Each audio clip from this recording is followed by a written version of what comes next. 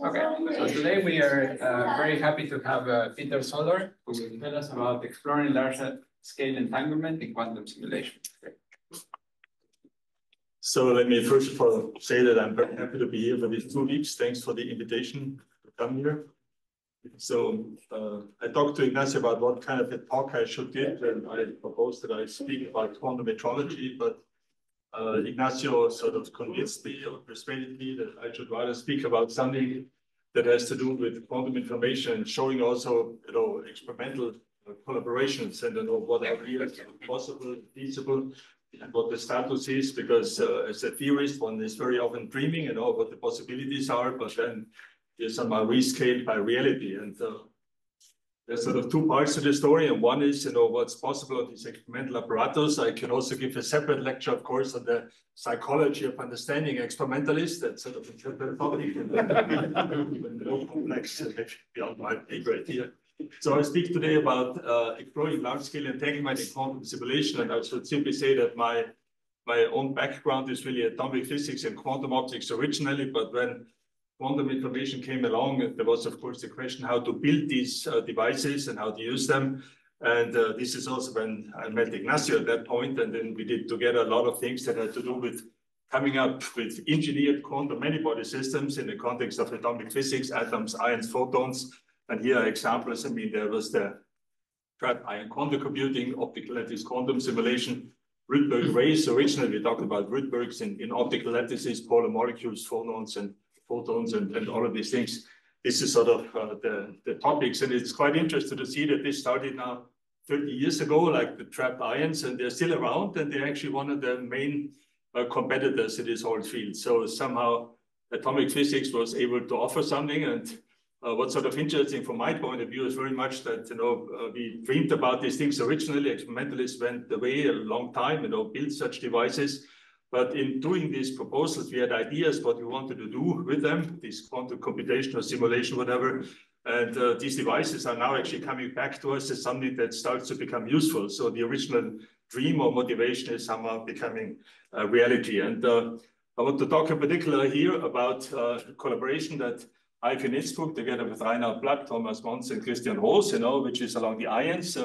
Ion trap quantum computing, and there was also ideas how to do simulations. Ignacio came up with some of these ideas, and so I thought I'd tell you a little bit about what sort of a prototypical collaboration with these experimentalists, what these devices can do, and when we as theorists sort of really touch hands with these devices and want to investigate topics. We have to pick topics that we find are interesting, and I hope to convince you today that this exploring large-scale entanglement. There was a paper that came out recently as one of these collaborative things, how we pick such topics and how we then collaborate and make these things work on devices that are not perfect. They are niche devices, but nonetheless, hopefully seeing physics that was so far never seen in these quantum optics experiments.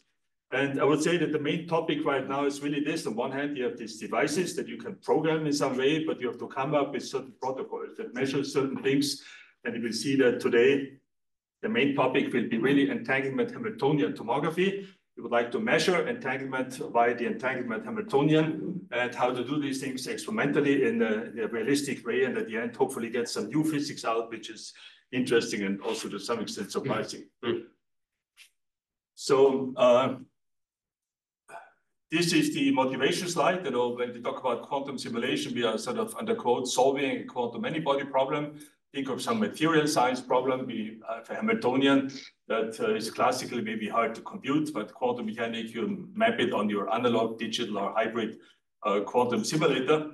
But of course, central to all of these things is the entanglement, which is represented in these many-body states. I've indicated pictorial down here. And the goal or the challenge, and this is the discussion here today, is this, that you would like to learn something about large-scale entanglement structure of the wave functions that we generate in these devices, preparing ground states, excited states, quench dynamics, and we want to study them essentially via the entanglement Hamiltonian that we want to make a measurable quantity. So we need entanglement Hamiltonian tomography.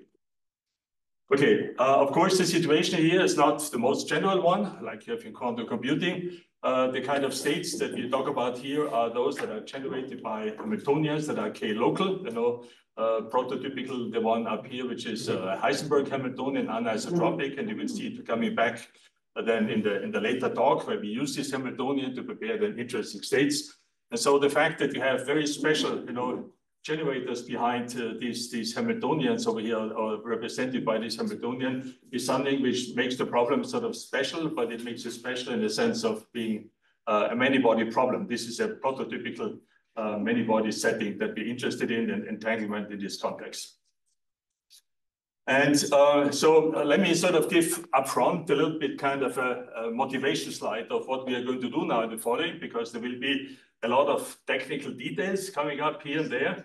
But I would like to give you the main picture of what you would like to do. So when we study entanglement, the first thing that you normally want when you would like to have an interesting experiment is to find a motivation or find a certain phenomenon, okay? Motivation in our case was something that we've worked on, and many people worked on for many years, of course. This is first of all the statement that in the context of relativistic quantum field theory, Lorentz invariant theory, local, or also in CFD, to add additional symmetry, this makes predictions on the structure of the entanglement Hamiltonian. For example, for here the vacuum state, which in the many-body state then would be the ground state of your system. These things go under these mathematical theorems of Bisuniano and Wichmann. Mathematical theorems will not really apply directly to our setting because we are not simulating, of course, a relativistic quantum field theory in our context. There would be nothing to show. I mean, it's a theorem. But rather, we would like to apply these ideas and translate them to a many-body setting where we have, for example, lattice experiments like the ones that we can do with ions or maybe with cold atoms in optical lattices. And so the idea is to take this phenomenon over here and try to adapt it, first of all, to strongly interacting lattice models and see what the corresponding statements are. And the statements are actually, I just summarized this thing and we'll talk afterwards about this in more detail. Suppose that you got some many-body system over here, which lives on the lattice. This could be a spin system here, for example. Suppose also that you prepare the ground state. It belongs to a certain Hamiltonian that I'm writing over here. So L is this index which labels the different sites. This is some K local Hamiltonian that we have here. And we would like to study, for example, entanglement by looking at the reduced density matrix over here, which is simply that we trace over the blue region and only consider the A region over here. So rho A is the reduced density matrix, and we write it as an entanglement Hamiltonian here, so the minus H tilde. And the point, what we learned from this Bisuniano-Wichmann theorem, and notice that I added here the comment that we have here lattice models, and for example, we want to be at a critical point or critical regime. Basically, what this Bisuniano-Wichmann theorem tells you when you translate it to this kind of settings over here, the following, I call it the BW recipe.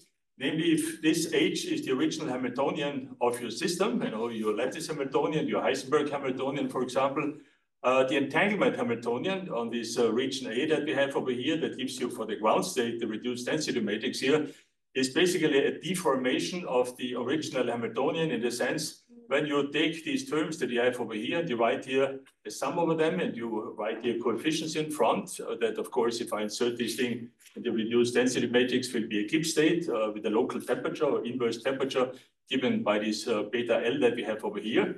And there might be certain corrections because this is not a theorem over here, but this is something that might have non-universal corrections in addition. So we would like to see then basically, if the reduced density matrix that when you prepare a ground state on the many-body simulator indeed has this property, that we would infer from Bisuniano-Wichmann here, that the reduced density matrix, the corresponding entanglement Hamiltonian, has the form of, well, basically the system Hamiltonian deformed with some coefficients beta L, meaning of inverse temperature, local inverse temperature, and this has the form of a parabola. So the physical meaning behind it is very simple that, the effective temperature out here at these boundaries is effectively very large, you might say. And if you go away to the center, then it sort of goes down here. So this means that in this sense, you get more entanglement across the cut that you have over here.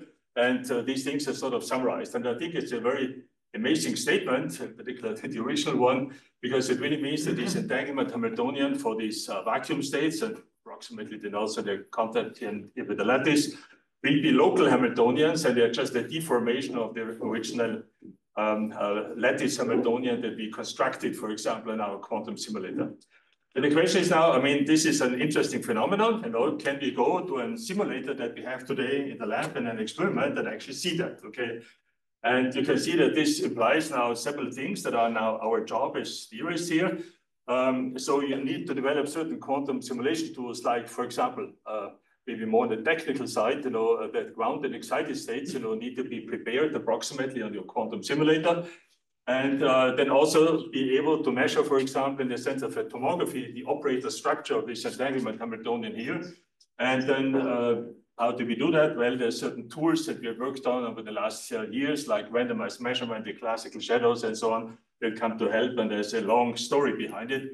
So today I would like to give you a combination of telling you a little bit about the physics and why we find this interesting, but then also what these tools are. And at the end, of course, what we really want to do is we want to go to the experiment, the lab, and be able to program these ideas, these protocols that implement these kind of things here and see how well they work on these devices and see hopefully a phenomenon that corresponds to what we want to see. And then the claim is, of course, that this is a very generic or universal statement over here. We would expect this to be valid for many other many-body systems, and this seems to be true. I will talk about 1D situation here, but in principle, this whole story is valid for even higher dimensions. And it would be very interesting with quantum simulator to explore sort of these higher dimensional versions and other models, but I'll give you now the story that we actually did. And here's the motivation, here's the tools. And now let's sort of set out and talk a little bit about what the system is and how we then go down these checking points, and at the end ask me, do we see that? Okay. So Peter, sorry.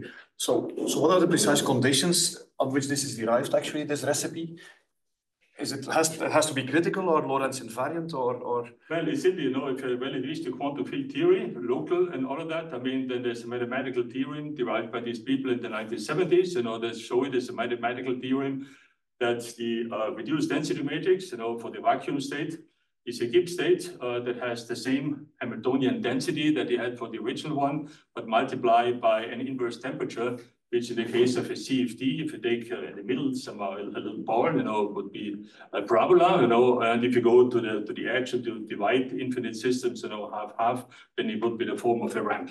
But the expectation is that this is only true for critical systems or also? Yes, I mean, a priori, the theorem says I'm in the continuum and we have a critical system, for example, if I talk about CFD over here, and in general it's not true. But of course, what we will do at the end is this, that we say, well, is it also true outside? Do we see the breakdown? And when we go to a gapped phase, is it still true? And so on. So we can ask a lot of questions where no theory has been done.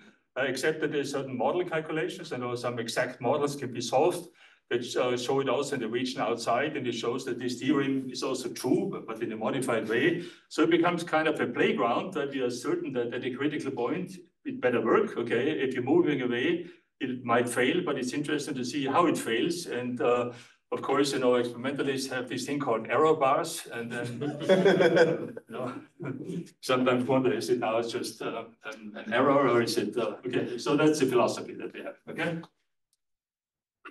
So I just want to talk about two systems, and I talk about ions here that exist now 1D, but also 2D. So there's a string of ions over here, and in the model that Ignacio actually wrote down originally the first 20 years ago, I guess. When you take lasers in an appropriate way, and you got here a string of ions, each of these ions corresponds to a qubit or a spin 1/2. Basically, what these lasers do is that they make a deformation of this ion chain related to the spin configuration. And this then translates into an energy. This deformation is a certain energy, and this at the end translates here to a Hamiltonian, and the Hamiltonian is basically a long-range Ising model with a transverse field, and all of these parameters are super well controlled. And they do it typically now for 50, and very soon now in Innsbruck also for 100 systems here. The interesting part is that we have long-range interactions. This will be interesting now in the following. And of course, the Rydberg Twiese array people, you heard talk by Misha Lukin, they can do very similar things. Again, there's an underlying spin model. So at the very beginning, when these things were done about 20 years ago, the interest was, of course, well, like a beautiful many-body Hamiltonian. Let me now study things like, quench dynamics and all of that, and study that. But you can see here the word programmable quantum simulator on top. And by programmable, you mean that Can only apply sort of, quench dynamics, with the corresponding Hamiltonian with tunable parameters that we can change over here. But we also have this single side control that we can take here lasers and we can do to the individual spins and also rotate them. So what it means is that we can build up very elementary, simple circuits, but we can do that for a very large atom number. And here in the particular case, you will see afterwards, it will be 51 ions where you can do these things here easily. Of course, if you go today, what's in the lab, also in Innsbruck, is that there's a few hundred ions going 2D.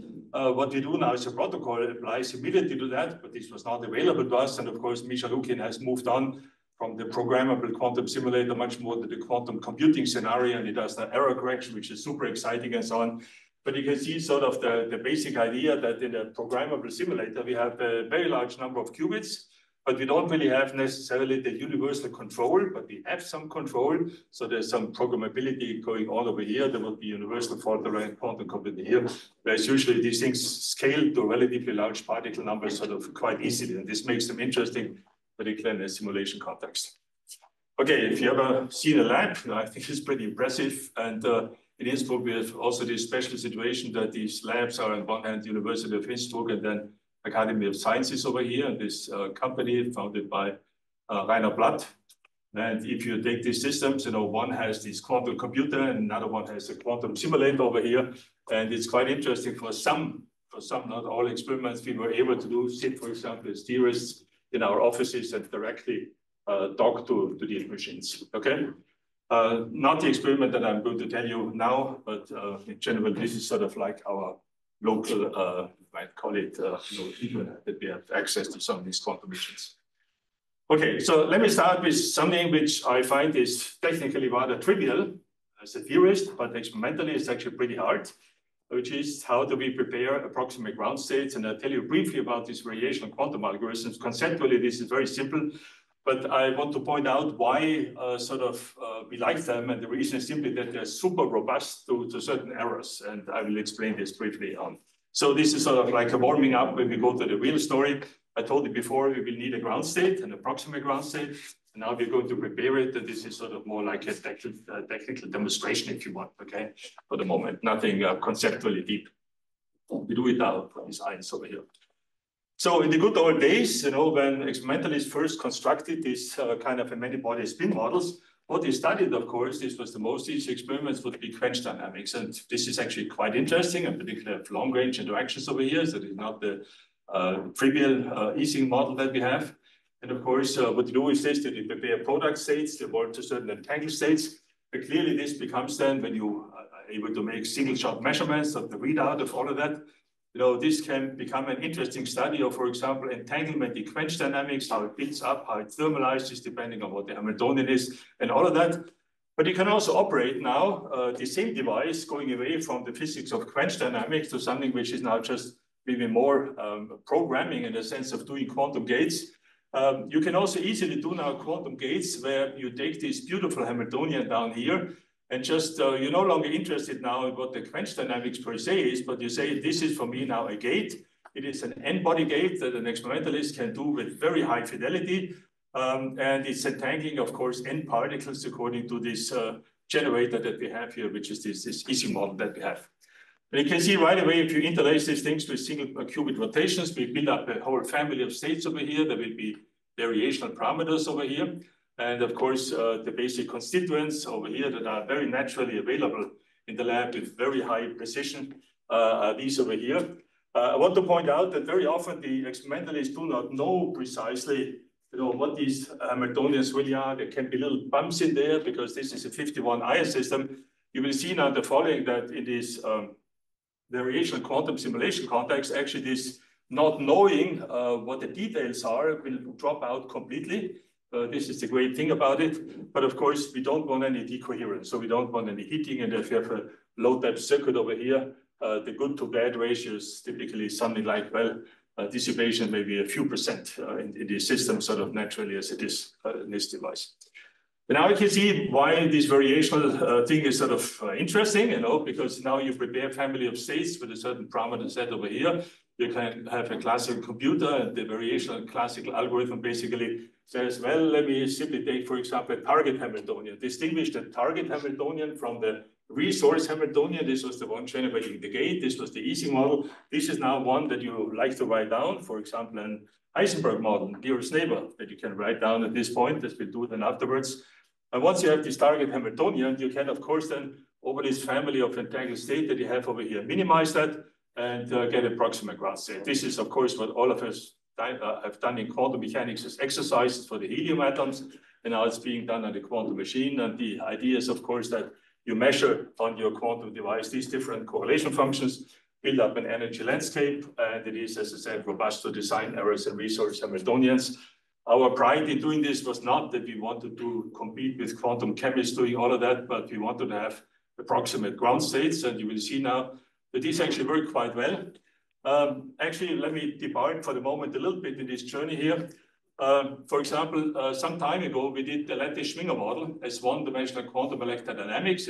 I guess all of you know that. It's sort of simple because there's no Plaquette terms. It's just the 1D model, but on the, not the original Schwinger model, but the one on the lattice, which is actually a lattice gauge theory, but it has sort of the triviality that the electric field can be eliminated completely from this whole picture. And when you make Jordan-Wigner transformation, you get some very ugly Hamiltonian out over here for the spin models corresponding to the matter. And we applied or learned in this context that how to do this optimization. So there was a lot, this is really technology. Global optimization routines were developed that were speeding up this whole procedure of finding this minima very well. And I just want to show you one example. It's you can did it at that point up to 20 ions, where you can cool effectively, via design of some of these circuits here, down to this ground state in this variation quantum eigensolver. And we could, in this case, show that we came so close to the ground state energy that we could also compute the excited state. And we could see that the variance, this is the variance in your approximate variation state, was actually smaller than the distance to the first excited state. So we have an experimental self-verification that indeed the ground state was prepared over here. So this is, as I said, maybe more technical statement, but I told you before that what we want now is maybe have a system where we take now, where we would like to do an entanglement study and see this in the Wichmann. So we decided to take here as a target model an XXC Heisenberg spin 1/2 model. You can see that this parameter delta over here, which is this anisotropy, there will be critical points over here, and there will be critical phases that we have over here. And we came up, by playing around with small circuits. And when I say we, I mean really Christian Kocher did all of these calculations. We took a very short VQE circuit, and played around a little bit. We could generalize that immediately to the 50, but classical computations become hard.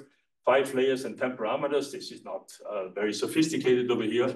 And the result of the whole story was, and this is now the starting point for the physics that we're going to do now in the following is this. If I have a Heisenberg model, we can prepare, obviously not the ground state anymore in this case, because the system is too large.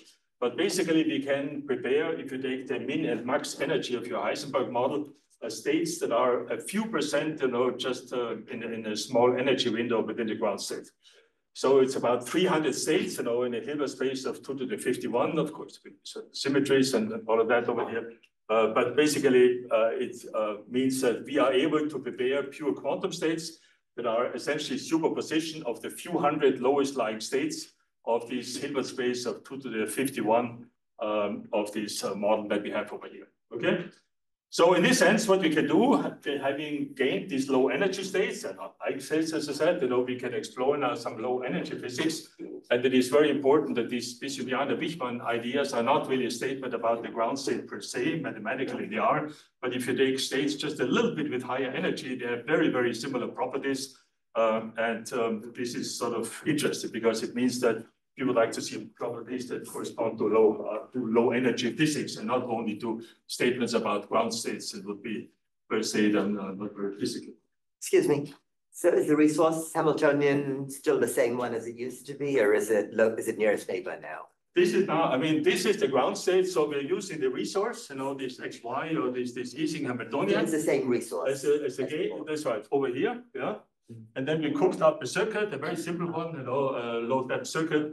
and to get the ground state of this Hamiltonian. So in the following, I talk about the ground state of the Heisenberg Got it, Hamiltonian. but the resource Hamiltonian is long range, right? That's right. Actually, this is very important. Yeah, this is very important because it turns out that when you have a shallow depth circuit, you know, the long range couplings that you get from the easy model over here produces long range entanglement, and this turns out to be essential to make low depth circuit here actually possible. Okay.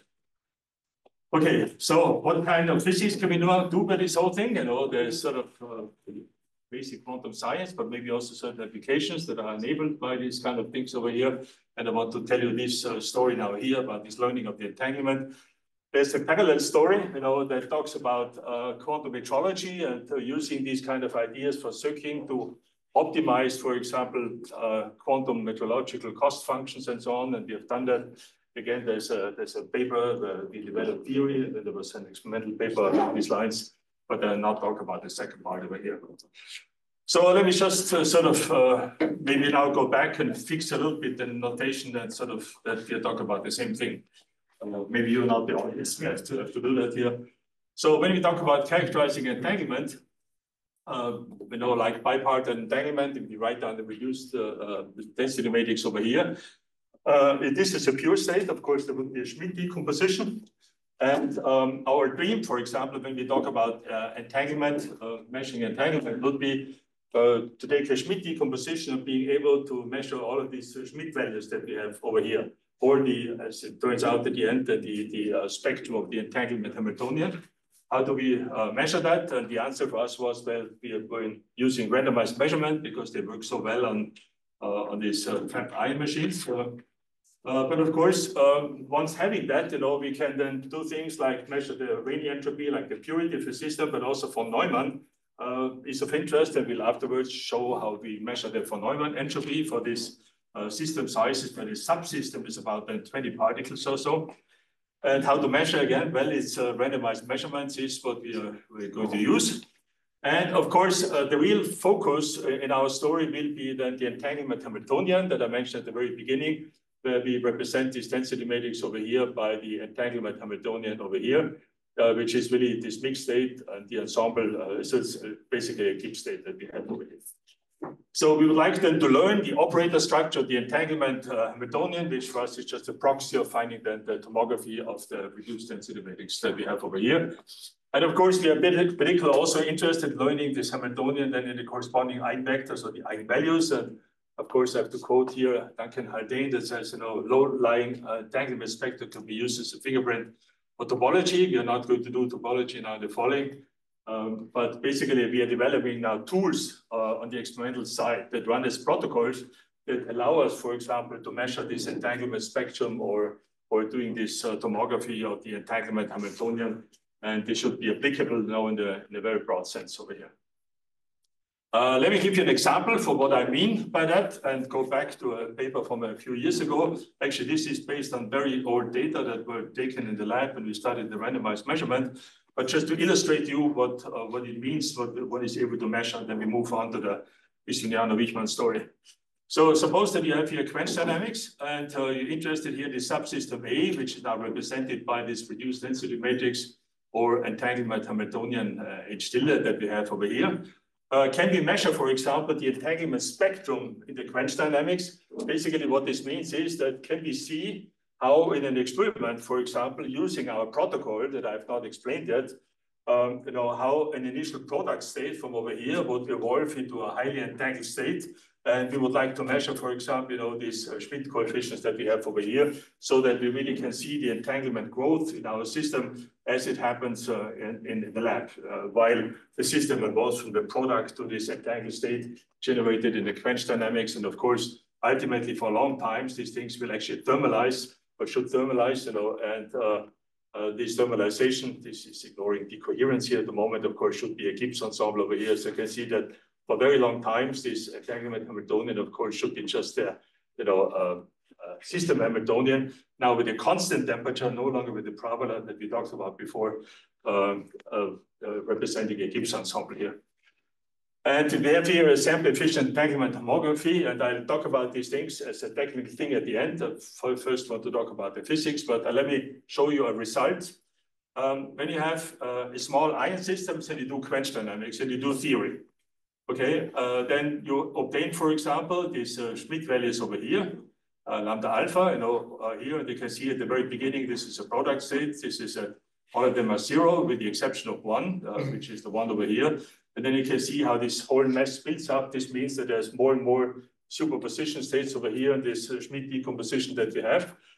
This is now theory. On one hand, the exact theory from DMRG. On the other hand, overlaid then some our approximate protocols, how we are able to reproduce from the exact the approximate ones when we run our entanglement Hamiltonian tomography protocol that again I have not explained yet. And as the inside, you can see the von Neumann entropy. And now we can put in experimental data, that were taken in a different context over here. And you can see right away they lie pretty well on these curves over here. So, but this is really a measurement of the entanglement spectrum in quench dynamics and seeing really the little build up of the state over here. So that's what we mean by sort of exploring entanglement. But as I said, we want to do now Bissiniano-Wichmann. And let me just make the remark that if you are after this entanglement Hamiltonian, of course, one way of doing this would be quantum state tomography. But of course, all of us know that this is expensive. But what we can try to do is sort of that, well, if this entanglement Hamiltonian over here has a simple structure, or we think it has a simple structure, this leads us to the fact that we can make an ansatz for this entanglement Hamiltonian, reduce the parameters strongly, but at the same time, we have to add in a verification step that at the end of the day, we really test, if we just get agreement because we just fit all of the data, or what is the quality, so we have to add a verification test to the story. So this tomography can be done as an entanglement Hamiltonian if there's something known about this entanglement Hamiltonian. And the point is, of course, that Bissiniano-Wichmann is a statement. It's gets to be of this form, but we can test it by adding then additional terms to the whole thing.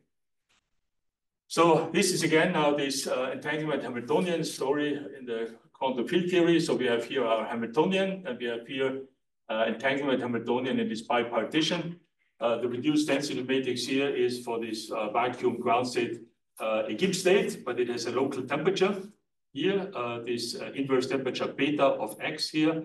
And in the particular case that we have here, it will simply be a ramp. So it's very hot here. Then it cools off when you walk away. And this is an exact mathematical statement in the context of this relativistic quantum field theories, this locality and Lorentz invariance sort of gives you this.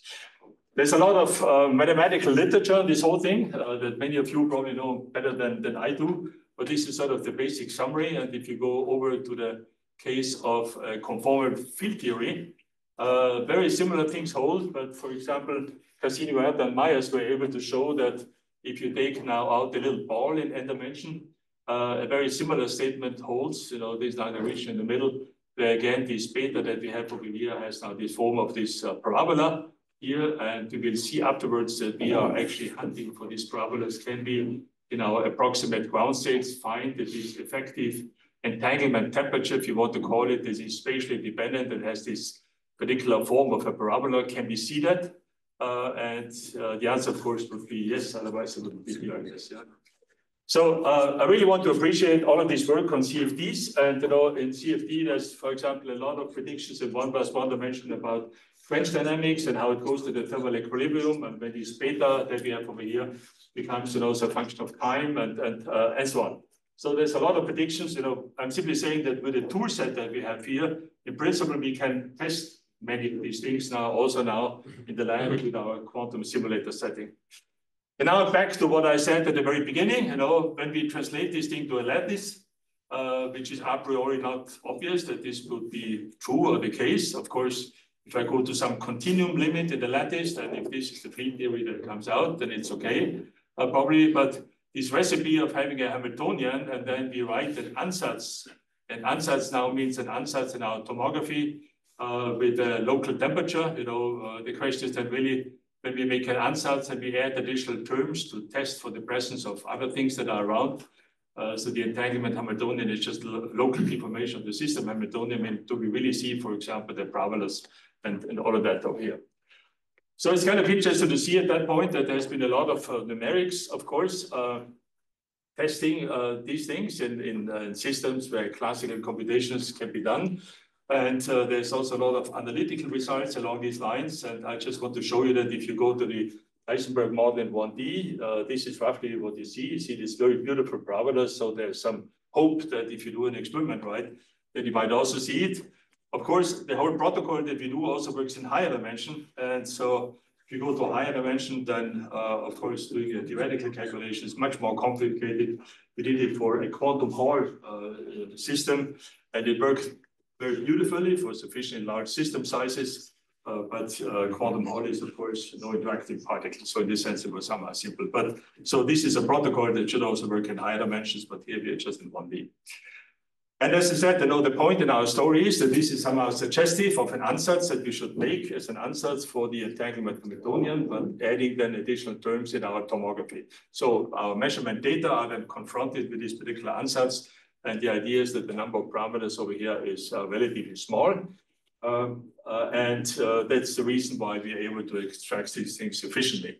There's also a post-processing time. I'll come back to these things later, which we did not try to optimize over here. That is actually exponentially expensive, but we can do this whole procedure in the present form up to about 20 particles for the subsystem. So we have a 50 ion chain, which is a large system, and we take now 20 out, and we can easily do our protocols for that. If you go to 2D, it becomes a little bit more clever. Okay.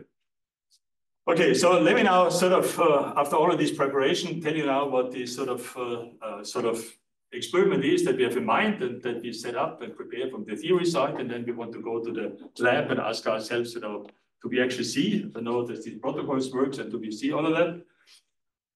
As I said, we have 51 ions over here. We're interested in this bipartite entanglement of having a certain subregion A over here. And we want to do it for the Heisenberg model for the very simple reason that this is a critical point, a critical region where conformal field theory should be valid. And so we expect the predictions of Wiesmann or the conformal field theory counterpart to be true. Now I also showed you that we have now a system, the Heisenberg model with the whole energy spectrum. There will be ground, and there will be, then we call them not thermal heated, but rather heated states, because they're not entirely thermalized. So then we want to prepare these things in an experiment and then run our protocols in order to find out, if Wiesmann shows up or not.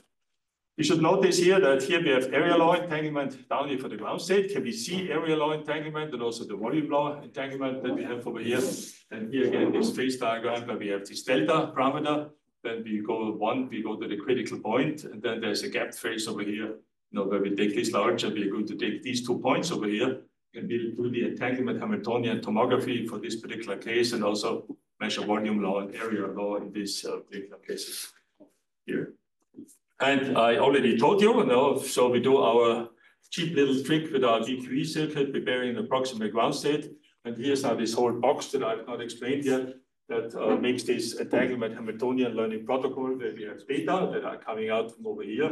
And then we are trying to fit a certain beta parameter with a given ansatz, adding more terms to the whole story to test for the presence of other ones. And then at the end, we sort of want to find out, what are the quantities, and we're going to fill in now this white part over here with experimental data. In particular, the question can be received with Wiesmann for that. So this is the sample efficient tomography, and it works for a little bit larger than 20 lenticytes in our case, which is about half of the total system, which is, I guess, good enough for what we want to do. So I told you before, you can cool to the ground state. So we've done this part. And now let me add a little bit this many-body discussion and how we see that, and sort of to tell you the story behind it before I show you the final result. So be interested in Hamiltonians that we write in this form, K local Hamiltonians, that take the Heisenberg model here as a particular example. Here is this gapless, and here the gap regime. And I'm plotting here schematically an energy spectrum here.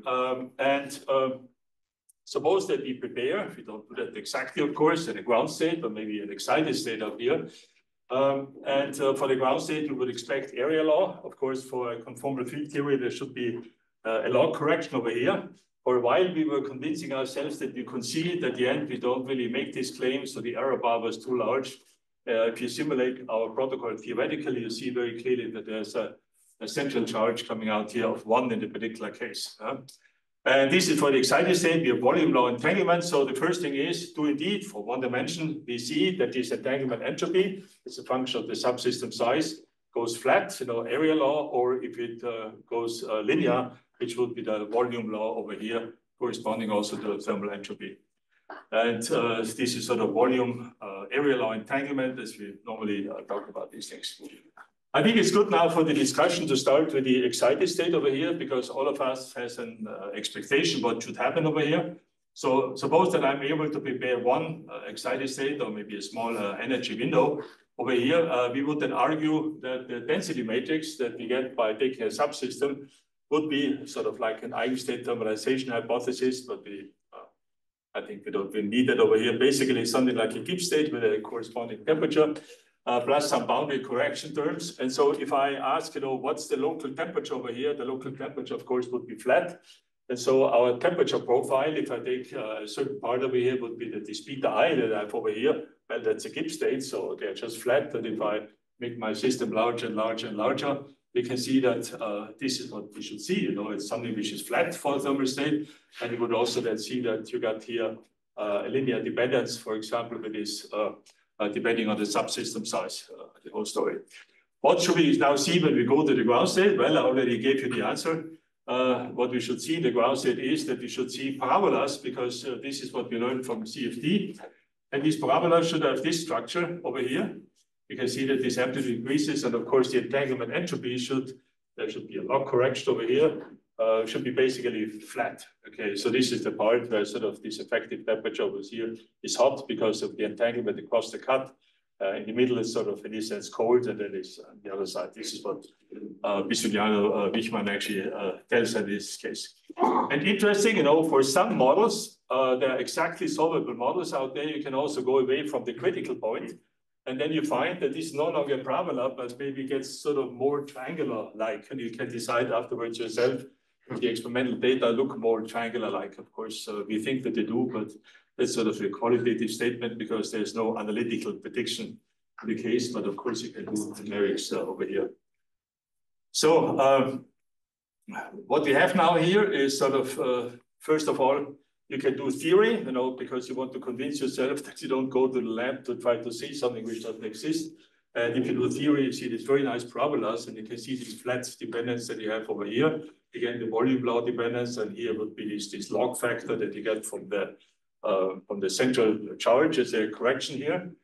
And if you do the numerics behind it, then you can see that our way of producing the reduced density operator produces the exact results that you get from DMRG, with fidelities that are very, very high. So the whole procedure that Bisuliano-Wichmann, for example, down here is true, is actually for the particular model that we have here within the system sizes, a fantastic statement, an excellent statement. Okay.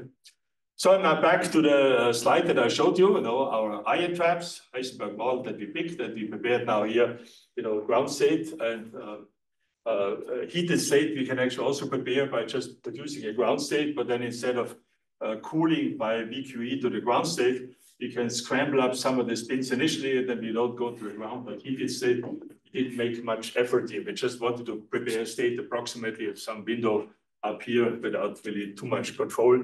And that's what we do. Already told you this part of the story, and this is now the result. Okay. So what do we see now here? So if I go to the critical point, which is delta equal to 1, that you can see over here, and I plot now here the temperature profile. This was this entanglement temperature, if you allow me to call it like that. Where for the ground state, for the particular system sizes over here, this is one particular case that we took over here. You can see a very nice parabola coming out. On the other hand, if I go to this, what we call the heated state, which is supposed to, it's not really a good thermal state, it's not thermalized enough in this sense, we see something which is much, much flatter. And if you compare theory with experiment, it's basically, the circles that you have over here, the squares, relative to the solid line. And if you go to the knowing, of course, the density matrix, the entanglement Hamiltonian, we can then compute the phenomenon entropy, see the volume law for the heated state, and we can see the area law down here. So if you go to the gap region, where a priori this thing should not automatically work, we can see that the same features are qualitatively still true, but I would argue that yeah, it looks a little bit more triangular, as you find in the literature. And of course, the statement about the heated state as being flat is also true. Again, we see volume law and area law. There's some deviations over here that we can discuss, but I think that they're not really fundamental. But basically, the answer is that, yeah, we do an experiment and we developed all these protocols, and we see now indeed that it is sort of typical model of a Heisenberg at the critical point. We get indeed an entanglement Hamiltonian out that produces then here this parabolic dependence for this effective entanglement temperature that we have. Do you have any intuition for the triangular shape? Because naively, I would have thought that if you're gapped, then your entanglement beta just goes to infinity about one correlation length away from the cut. Right, that would be a naive. Okay, so I can only say there's some exactly solvable models along these lines, and they produce that. So, yeah. Why do you say it should go to infinity? Well, because away from one correlation length away from the cut, it's basically in the ground state. It doesn't know that there's a cut even, right? I mean, that would be my simple-minded expectation of a ground state that with a finite correlation length you cut. Oh, okay. Yeah. So mathematics says it's triangular and like that. Yeah. Now, a little bit more details about that. If I take now a system of increasing size over here, subsystems, we start increasing, you can see these parabolas coming out. For the largest ones, we were not able to fit the individual lattices in terms of these different temperatures, but basically would say that up to about 12 lattices or so, we can really fit individual temperatures that they fall within the error bar on these parabolas. If you go to a higher one, you have to do a simpler parameterization. But that's maybe here at this point sort of more technical. There's one thing here that I just added. Normally I don't show this in the talk, but maybe you're an audience that I want to show this. I remember that talking to Dries Sells, he worked on these entropic forces, and there have been these papers by Verlinde on entropic forces and general relativity as a way also getting rid of dark matter. He asked me the question, and this is what we did over here. Suppose that we would like to know the entanglement Hamiltonian for a disconnected system and would like to study this as a function of the distance. So we just argue that if I have one subsystem over here, if I believe a conformal field theory result, they're applicable, they should be a parabola. And then of course in the other one. So if I take a very large distance between them, there should be two parabolas, and you can see there's one parabola and here's another parabola. But now we can sort of move these things closer and closer together, where the systems sort of start to see each other. What does it mean now for the entanglement Hamiltonian? So we can write an ansatz for the entanglement Hamiltonian that turns out to be pretty good. There's not much literature on these things out there. There's some people that did free fermions with no mass where they calculated that. And the prediction from these theory papers, they don't really apply to the particular cases, that these beta ij factors, and of course we can do that numerically, there would be cross terms now in this Hamiltonian connecting this part and the part over there. And we were asking, can we see that? And in these Verlinde, papers that talk about entropic forces related to gravity and all of that, they talk about this asymmetry. Yes, we can see an asymmetry over here, depending on what the distance is between them. These are different distances. One is here and the other one is over here. But in particular, we can also see if you plot this temperature profile, these long-range couplings coming up. So we can do these experiments. Indeed, we can see these entanglement Hamiltonians that have now long-range couplings. I'm not an expert for to what extent this Verlinde work in the context of gravity is sort of something interesting to be studied in the context over here, but it's kind of one of the things that we're able to do. So it's maybe more a question than to the audience. Of course, you can quantify these things over here in terms of mutual information, but you add these terms, don't, and so you see the presence of these terms that are sort of long distance connecting terms, entanglement Hamiltonian between two disconnected regions. We can see that very clearly. Here's a slide that sort of is probably at the edge of my expertise, or actually beyond, I would say, which is, we always see these very nice talks by Monica Schleyer-Smith, where she talks about quantum gravity in the lab. And of course, if I look at this picture over here of ADS CFT, this connection between entanglement and the geometry, and then there's these MERA representations of these states over here, and we have then, of course, also this view Takayanagi formulas that connect now the entanglement entropy now, for example, to the geometry. I just want to make here the statement, what we do in this experiment that I showed you is this, that we have developed tools where we basically sit out here and we are able to measure things like entanglement entropy, all of these quantities that are of interest over here. So if there's an interesting story to be investigated in this context, then I'd be very much interested in learning about that. I read these papers by Swingle, for example, on some of these ideas. So if someone has time and explain to me, why these things could be interesting to investigate over here, I would be actually very curious to find that. Okay. So I have a few more slides, but I guess that I'm soon running out of time. And so I want to go over them very quickly. This is maybe more about this technical part, so this randomized measurement toolbox. I didn't really tell you so far much about these things, and we wrote a review together with John Breskill and P.S. Elm, my former student was here, Stephen Plamia, Richard Wang, and Richard Küng, Robert Wang and Richard Küng, and Benoit Vermesch in Nature reviews recently, because these guys at Caltech came up with these classical shadows, and this is very much related to what we call randomized measurement. We were coming from different sides. We were trying to do these things very early on in the experimental setting, and they, of course, made some very fundamental statements about, that are much more sort of embedded in the quantum information language over here. And, they proved some theorems and all of that. Let me just tell you with 2 slides or 3 slides, how we actually do this kind of a tomography of the entanglement Hamiltonian, what's behind it. So I do this very brief.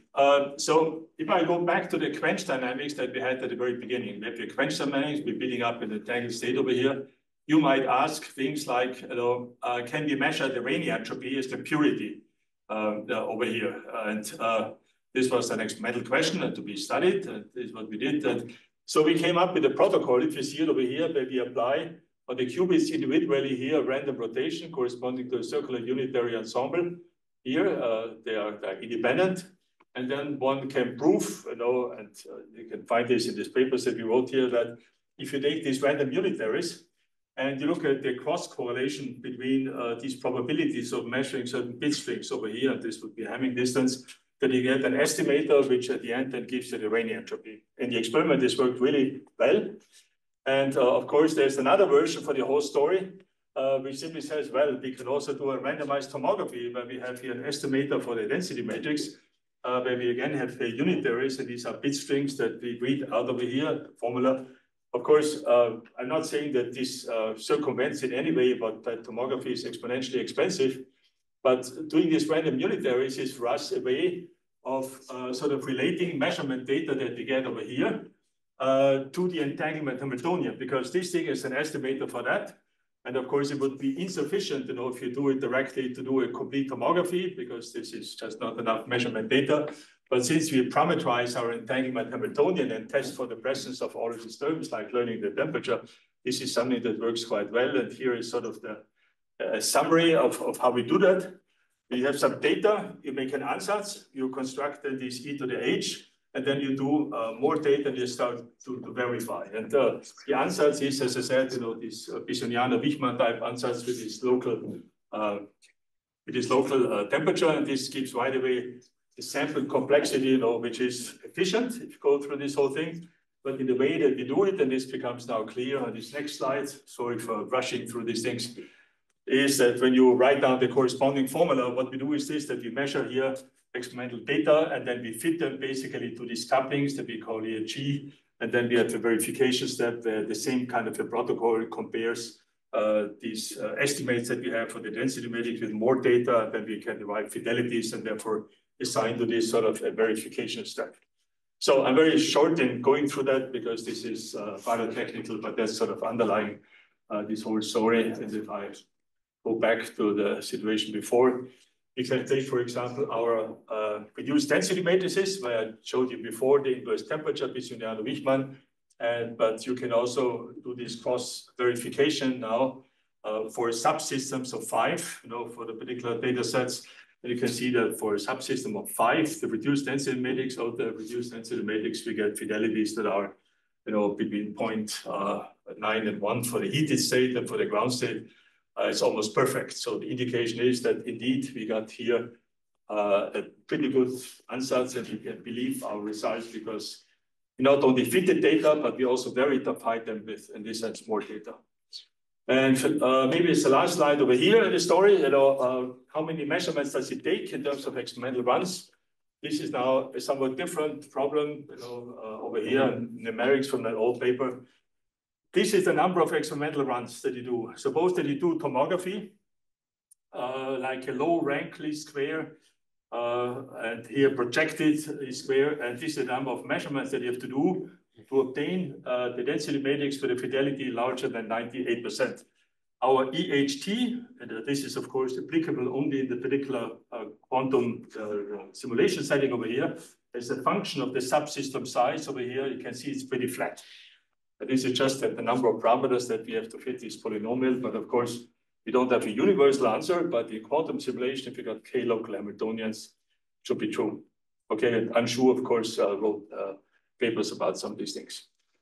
Last comment, okay, is this that I talked about randomized measurement, but there's also variational learning ideas, and this only takes now a second to explain what we want to do, and this experiment has not been done yet.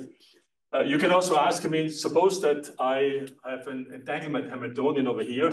Can I learn it maybe in the experiment by not doing randomized measurement and doing complete data? It's very complicated, but there may be something much simpler. Suppose that I can do in the lab on an analog simulator a variational ansatz for this H tilde. And in our case, this would simply mean that you have your Hamiltonian and you're in your lab able to, for example, construct an envelope for all of your couplings that would be parabolic or maybe something else, okay?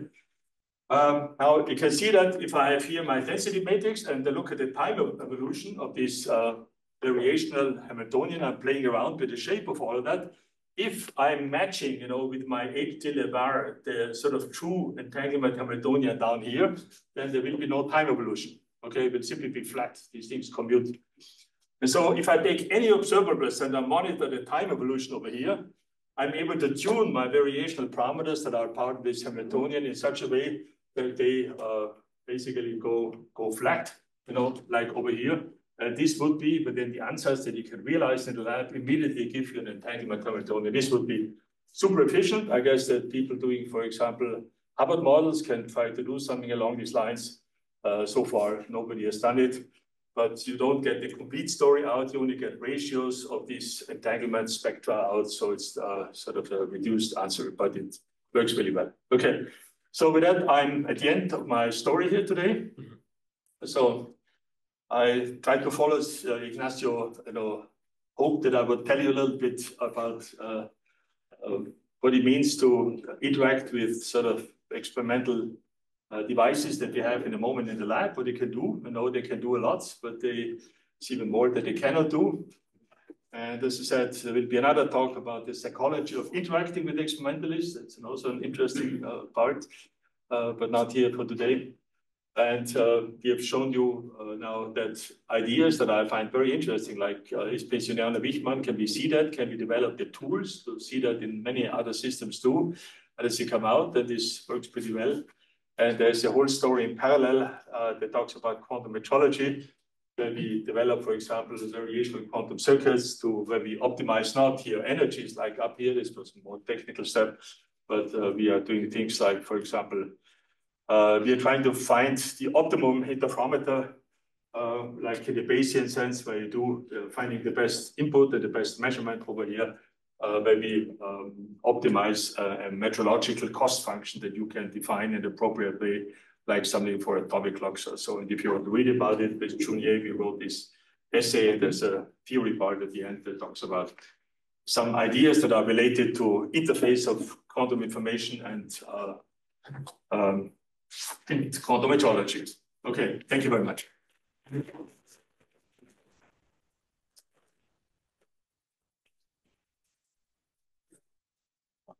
Thanks for the great talk. I meant to ask about, so you showed what happens when delta is bigger than 1, and you kind of go through this BKT transition at delta equal 1. But what about, say, delta less than -1? where you have ferromagnetic chain and. Actually, honest, we never looked in this region. Somehow we found the one, with the antiferromagnetic one to be more interesting. So why do, I mean. Well, there it's like different, right? It's no longer even relativistic, right? Yeah, okay. So you want to see that it fades. Whether there is still like something resembling this parabola. Okay, no, we didn't check, but this would be, actually the numerics for this one, these things is relatively easy. So one can also check it there. We wanted to go to a point where we knew that it worked and then go to the gap phase and then. I think if I remember right, delta equal -1 is where it stops being a CFT, right? And there is some kind of sigma model. Thing, right? It's a Z equals 2 theory. Yeah, it's a lift. And so the ground state system product state. Exactly. So it doesn't make any sense to talk about entanglement. I see. So as soon as you get to delta equal -1, it doesn't make sense. This particular question, I think, makes sense.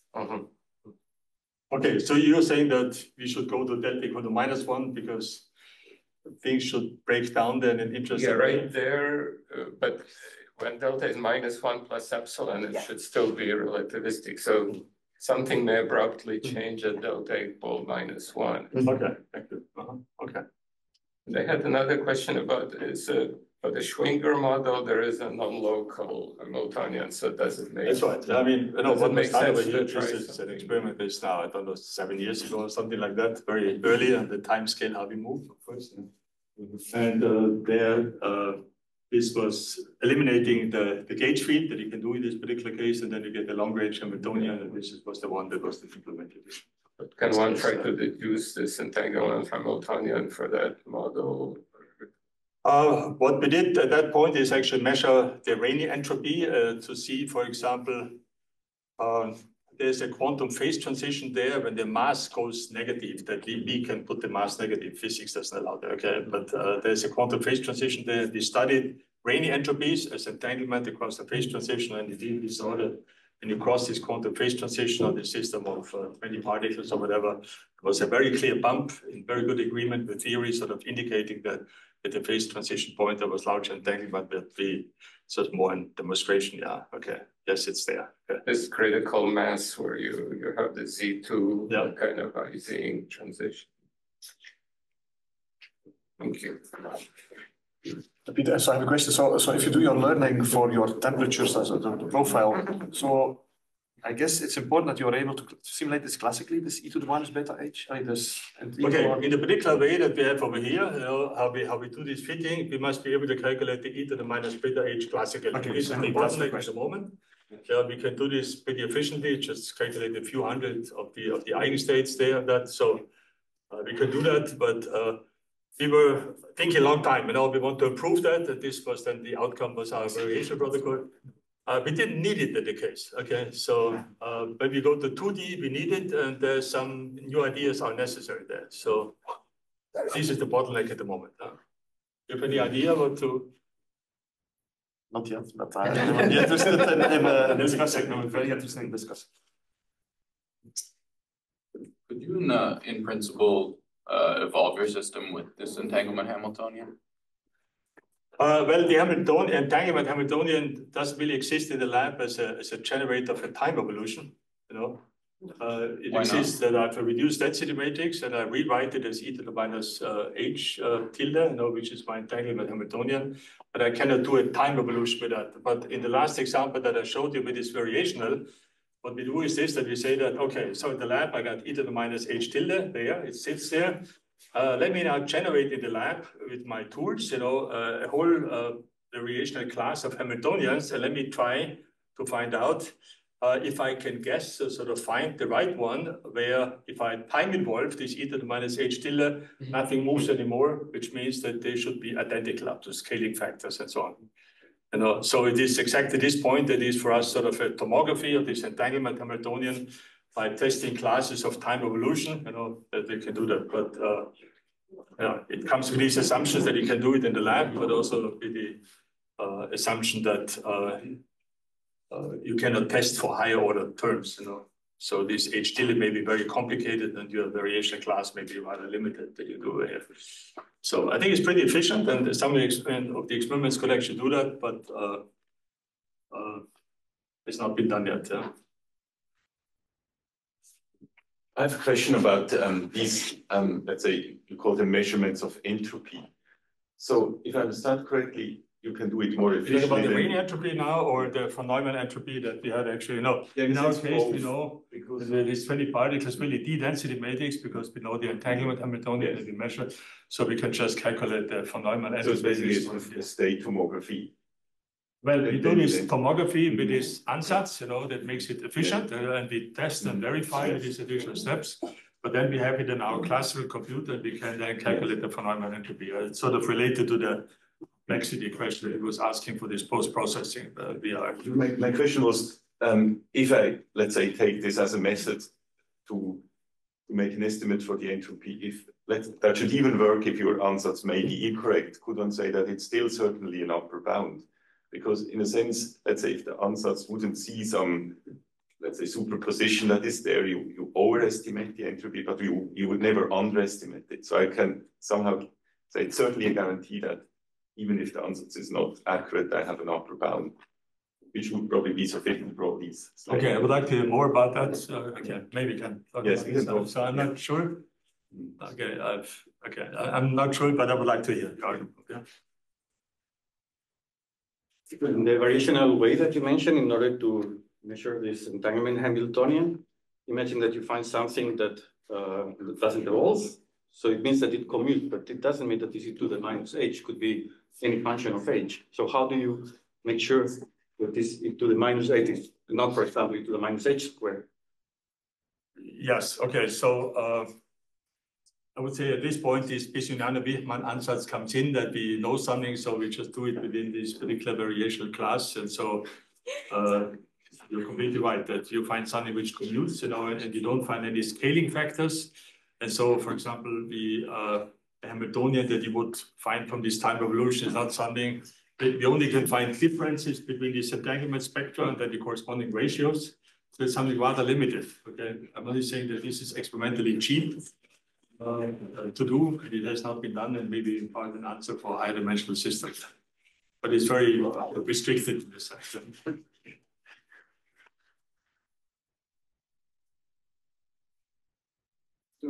See, maybe it went a bit fast, maybe I didn't understand it, but when you were measuring in one of your diagrams, you were talking about the randomized measurement, it looked like you were measuring single qubit gates, or measuring just single qubits, right? Is that so what we do there is simply this, that, for example, there's Rayleigh entropy, you got your qubits going out, and then you make random rotations, circular unitary ensemble and order them independently, and then we measure probability strings for that, get bit strings that you read out and corresponding probabilities.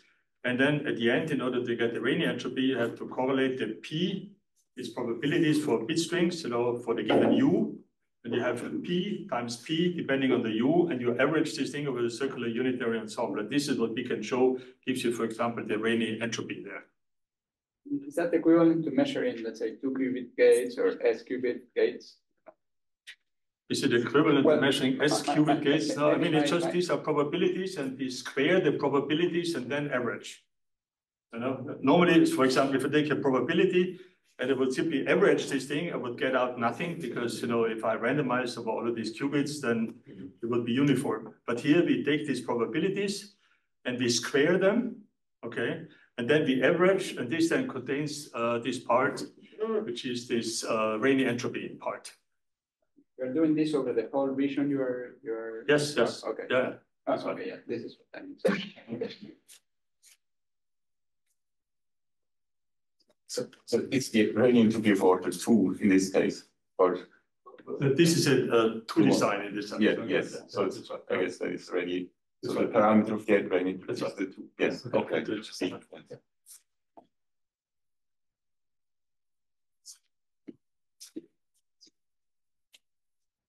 So I exhausted you or no? One more question. So this is Bisunana-Wichmann. So what is expected? I mean, where should this hold, or where does one expect that it doesn't hold, or what is one more? Well, it's a theorem, that simply says you take a relativistic quantum field theory, and then the vacuum has these properties. This is the statement.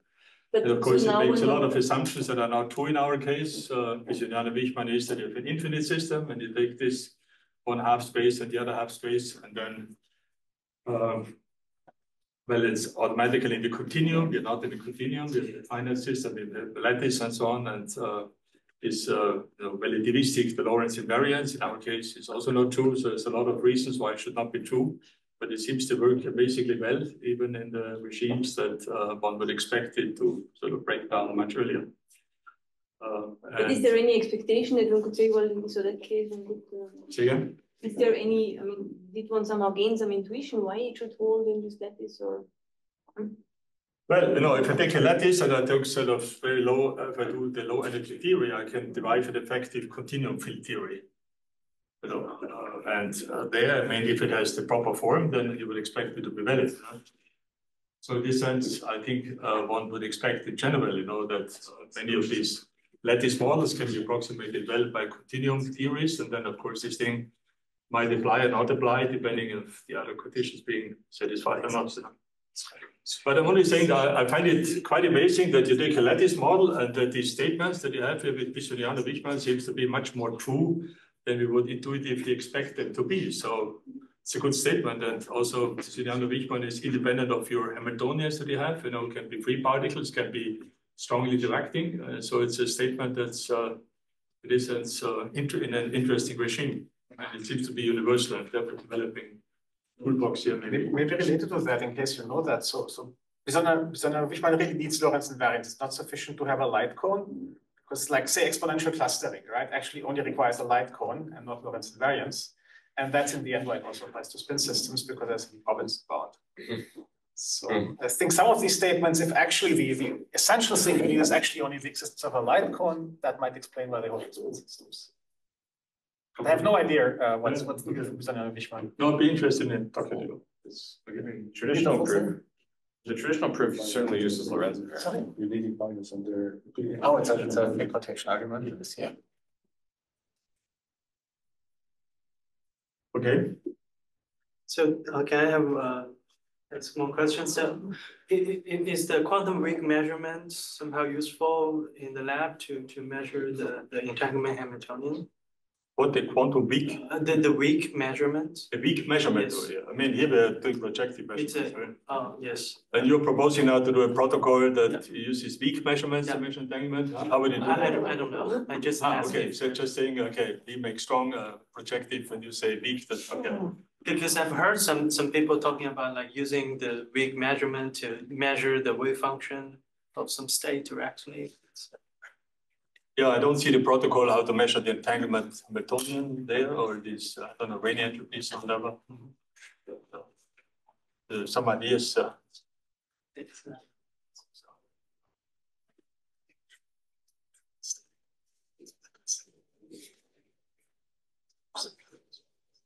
Okay, exponential slowing down. So